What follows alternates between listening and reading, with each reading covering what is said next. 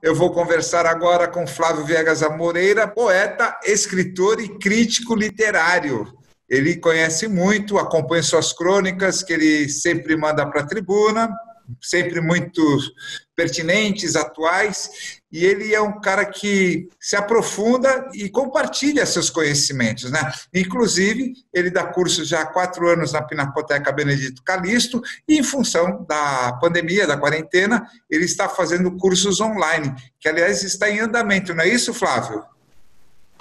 Boa noite, João Bernardo, um prazer estar de novo com você.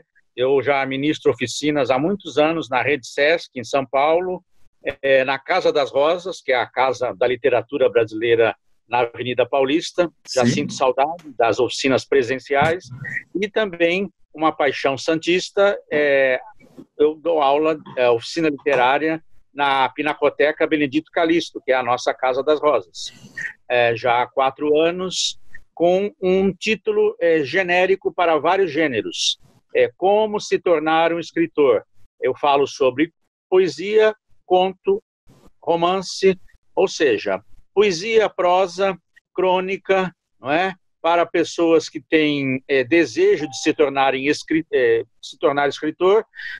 se tornarem escritores, escritoras, e também pessoas que não têm desejo, o desejo da edição, mas são apaixonadas por literatura, procuram interpretar textos com mais apuro, e também o convívio com pessoas que têm essa mesma paixão comum, essa comunhão. A oficina serve como uma convergência, uma comunhão, uma troca de afeto pela mesma arte, a literatura. Mas, na grande parte, são pessoas que já escrevem, pessoas que têm desejo de lançarem o seu primeiro livro. Talento literário é algo intransferível, não é? Eu costumo dizer que desespero a gente não ensina. E o talento artístico, o literário, passa por um desespero benéfico de tentar expressar de maneira virtuosa, colocar numa boa forma, no caso da literatura, em palavras, sentimentos, sensações, impressões do mundo, desejos. É isso. Então, é impossível ensinar a tornar-se um escritor. O que eu faço é a tentativa de um parto. A partir do quê? Motivação. Eu falo sobre os grandes mestres da literatura universal. Eu direciono os alunos aos contos universais que colaboram nessa estruturação de um bom texto. Eu falo de poesia no sentido da construção correta, contemporânea do ofício poético. Eu também acabo falando sobre o mercado editorial contemporâneo, sobre literatura em tempos pós-modernos. Eu falo sobre a possibilidade de ser escritor no século XXI, em tempos internéticos. Existe possibilidade de lutar na persistência do seu sonho literário enquanto poeta ou romancista em tempos digitais, em tempos de redes sociais, em tempos em tempos de tanta visualidade. Qual é o espaço da palavra escrita, da paixão literária e nesses tempos pós-modernos? Uma pessoa, ela pode ter o dom, mas é importante ter esse repertório, conhecer os clássicos da literatura para poder se aprofundar e, de repente, desenvolver o seu estilo próprio. O escritor nasce do leitor. Para se tornar um escritor, basicamente, 3 tarefas levadas ao cubo e ao infinito. Ler, ler, ler. É impossível se tornar um escritor sem essa pulsão, essa paixão pela literatura. Agora, nós vivemos em tempos muito diferentes da época do surgimento do romance, do surgimento do conto, como nós conhecemos no século XIX. O que eu tento fazer é a adaptação das aulas de literatura, as famosas oficinas literárias, em tempos de pós-modernidade, em tempo em que tudo é muito rápido, fugaz, em que as pessoas não param para pensar, mas têm essa vontade de escrever, vontade de interpretar melhor um texto, seguir lendo. E normalmente as pessoas despertam essa vontade na adolescência, precocemente, ou depois de uma vida toda, onde as pessoas de repente acham que a sua vida vale um livro? Como é que isso acontece? Acredito que isso deva acontecer em vários momentos das vidas das pessoas. Eu costumo usar uma metáfora empregada pelo Picasso, quando perguntaram para ele quanto tempo custou para ele pintar Guernica, a célebre tela de Picasso. Ele falou, é o tempo da minha idade, 50 anos. Ele tinha 50 anos na ocasião. Quando me perguntam quando que você se tornou um escritor, isso é DNA, genético, é impossível, digamos, temporalizar o tempo do surgimento do escritor. Agora, o Roberto Marinho, né, criou a Rede Globo depois dos 50 também. O Roberto Marinho criou a Rede Globo com 62. 62. E diga-se passagem, era um literato, um apaixonado, foi membro da academia. Agora, o Saramago só editou o seu primeiro livro com 58 anos. Mas ele já era escritor antes. O fato de editar o primeiro livro não fez dele um escritor. Mas a obra já estava virtualmente na cabeça. Ele foi Prêmio Nobel de Literatura com 80.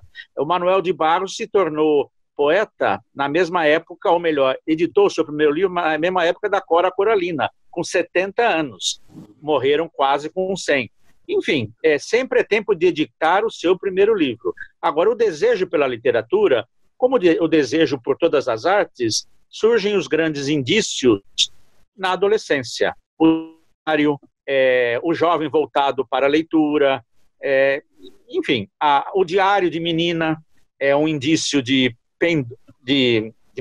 digamos, de propensão para a literatura, geralmente na adolescência. Gente, eu abreviei a apresentação, mas o Flávio Viegas Amoreira, ele tem várias publicações aí. Você tem quantos livros publicados, Flávio? 15 livros entre poesia, conto e romance, editados no Rio pela editora Sete Letras e em São Paulo por outras editoras, como a Caso A.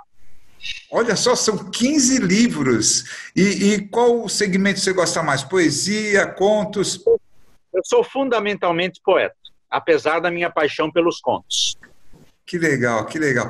Gente, olha, eu trouxe o Flávio hoje para esse breve bate-papo, acho que a gente abreviou aqui um pouquinho desse histórico dele, que é muito rico, né? Ele tem um repertório muito grande, a gente poderia explorar muito mais, mas eu vou trazê-lo aqui futuramente para falarmos sobre outros temas também. O que eu queria sugerir para vocês, agora durante a quarentena, ele está com curso online, não é isso, Flávio? Dá o seu recado agora.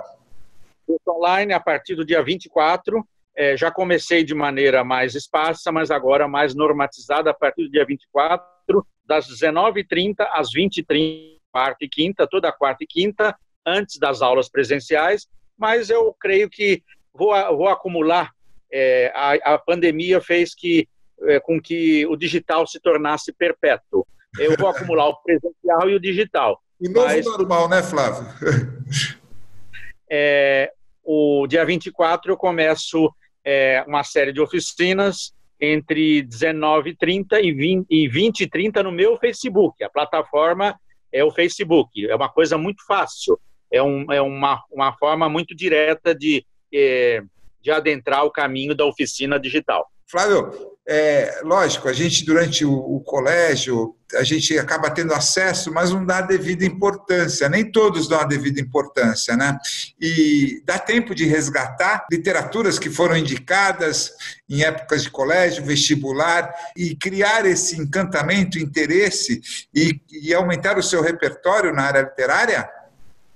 Olha, é interessante a sua pergunta, porque muitas vezes os professores são vistos como, digamos, chatinhos por nos inocularem o bom vírus da paixão pela leitura. E nos recomendam, são exigidos inclusive no vestibular, a sagrada trindade da literatura brasileira, que só mais tarde as pessoas vão valorizar como vitais para o entendimento da alma humana. Machado de Assis, Guimarães Rosa e Clarice Lispector.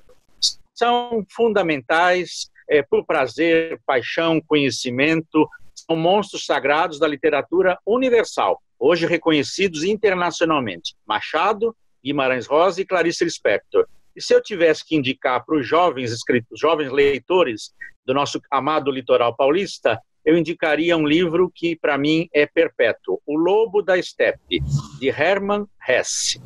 Recomendo como uma obra inevitável, importante aos 18 anos. O Lobo, 18 ou dos 14 em diante, O Lobo da Estepe, de Hermann Hesse. Uma dica só, porque eu costumo dar listas de 200 contos durante as minhas oficinas.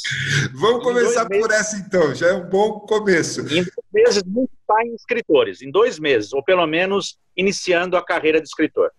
Legal, gente. Olha, para vocês que estão assistindo, acompanharam, sigam aí o Flávio Viegas Amoreira. É uma pessoa que tem um repertório muito rico e podem colaborar muito com as pessoas. Hoje, nessa área digital, quando as pessoas escrevem bastante, né, o Flávio vai dar dicas muito interessantes através dos seus cursos, tá bom? Flávio, foi um prazer falar com você. Obrigado aí por abrir um tempinho na sua agenda e nos atender. Muito obrigado e agradeço profundamente, João Bernardo, o apoio que você dá para essa arte que é tão envolvente, a literatura. Muito obrigado.